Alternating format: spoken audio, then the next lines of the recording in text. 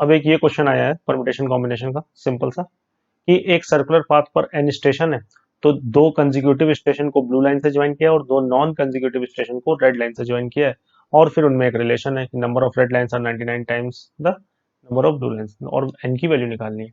तो बेसिकली क्या है कि आप खुद इमेजिन कर सकते हो कि अगर एक सर्किल पर एन स्टेशन हैं, तो कंजिक्यूटिव स्टेशन को अगर ज्वाइन करोगे तो एक तरीके से एक पॉलीगन बन जाएगा, एन साइडेड पॉलीगन। और एन साइडेड पॉलीगन में कितनी साइड्स होती हैं? ऑब्वियसली एन होती हैं।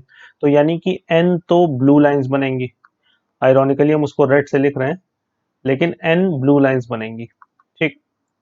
अब फिर बात आती है कि रेड लाइंस कितनी बनेंगी। तो ये बताओ कि अगर एन स्टेशन है तो टोटल लाइंस कितनी बनी होंगी? N C two. लेकिन उनमें से एन कंजिक्यूटिव वाली ब्लू से कलर्ड है, तो बची वाली किससे कलर्ड होंगी? रेड से। तो N C two minus N, ये कौन सी हो गई? ये रेड लाइंस हो गई। ठीक। अब रिलेशन क्या दिया हुआ अपने को कि N C two minus N is equals to 99 times N. ठीक है, तो ये क्या हो जाएगा? N C two is equals to 100 N. तो यहां से आ जाएगा N N minus one upon two is equals to 100 N. ठीक। तो यहां से एन तो कैंसिल हो जाएगा, तो एन माइनस वन बराबर आ जाएगा 200। तो सिंपली एन कितना आ गया? 201। ठीक।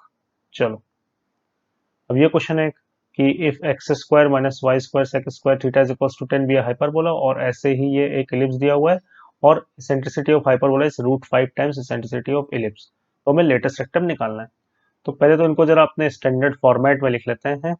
तो जैसे ये जो इक्वेशन है, ये हो जाएगी X square upon 10 minus sec square theta को नीचे ले आओगे तो कॉस स्क्वायर थीटा, तो Y square upon 10 cos square theta is equals to 1। और ऐसे ही इलिप्स की आ जाएगी एक्स स्क्वायर अपॉन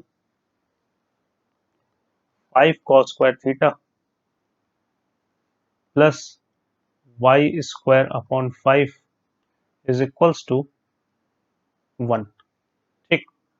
अब चूंकि कॉस स्क्वायर थीटा जो है उसकी वैल्यू 1 या उससे छोटी होगी, यानी कि अल्टीमेटली इसमें ये चीज ज्यादा होगी, है ना, यानी कि ये वर्टिकल वाला इलिप्स होगा। ठीक। क्योंकि 5 will be greater than 5 cos square theta. ठीक। तो इसका मतलब क्या हुआ? और हाँ ठीक है, तो इसका मतलब क्या हुआ? इसका मतलब ये हुआ कि हमें क्या निकालना है? हमें 2a² बाई बी निकालना है इलिप्स के लिए, क्योंकि ये वर्टिकल वाला इलिप्स है। ठीक। अब इसेंट्रिसिटी वाला रिलेशन यूज करते हैं। E1 is equals to √5 E2 है, E1 हाइपरबोला और E2 इलिप्स। तो E1 स्क्वायर बराबर 5 E2 स्क्वायर होगा। ठीक है, तो ये कितना हो जाएगा? A square minus B, sorry, A square plus B square upon A square, ये हाइपरबोला की इसेंट्रिसिटी होगी, इज इक्वल्स टू 5 टाइम्स, ये कितनी हो जाएगी? B square minus A square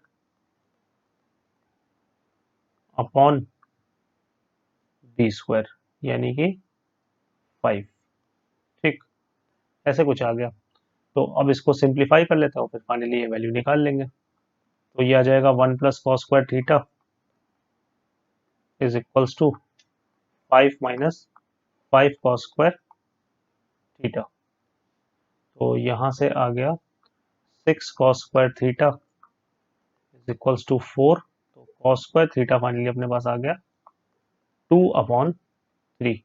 ठीक है, तो अब हमें निकालना है 2a² अपॉन बी। तो ए स्क्वायर का काम कौन करता है? जो एक्स स्क्वायर के नीचे लिखा हुआ है, यानी कि 10 cos square theta upon B. B कितना है? बी है अपने पास √5। ठीक। तो ये 5 है ना, तो बी हो जाएगा √5। अब बस कॉस स्क्वायर थीटा की वैल्यू जो आई है वो रख देते हैं। तो 10/√5 इंटू 2/3, है ना, 2/3। तो ये कितना आ जाएगा? 20/3√5। 20/3√5 कितना हो जाएगा? ये हो जाएगा 4, एक ऊपर से √5 चला जाएगा, तो 4√5/3। तो कौन सा ऑप्शन सही हो गया? ये बी ऑप्शन सही हो गया। सिंपल क्वेश्चन था, बस थोड़ी चीजों का ध्यान रखेंगे आप तो बड़ी आसानी से इसका भी आंसर आ जाएगा।